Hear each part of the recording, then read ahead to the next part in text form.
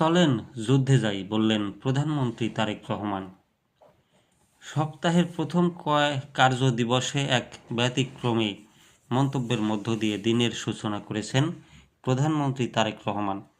রোববার ৮ মার্চ সকালে রাজধানীর গুলশানের বাসভবন থেকে সচিবালয়ের উদ্দেশ্যে বের হওয়ার সময় উপস্থিত ব্যক্তিগত কর্মকর্তা ও নিরাপত্তা কর্মীদের উদ্দেশ্যে তিনি হাসি মুখে বলেন, চলেন যুদ্ধে যাই।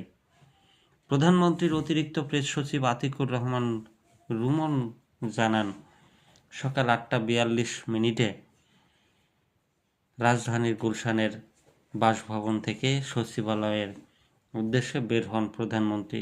প্রতিদিনের মতোই ব্যক্তিগত কর্মকর্তা ও নিরাপত্তা কর্মকর্তারা তখন প্রস্তুত ছিলেন। দরজা খুলে বের হওয়ার সময় উপস্থিত সবার দিকে তাকিয়ে হাসি মুখে তিনি বলেন, চলেন যুদ্ধে যাই।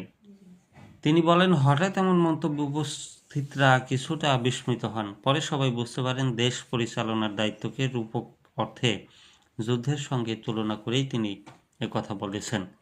অতিরিক্ত প্রেস সচিব জানান, সকাল ৯:৩০টার দিকে প্রধানমন্ত্রী সচিবালয়ে পৌঁছান। সারাদিন তার বেশ কয়েকটি বৈঠক নির্ধারিত রয়েছে।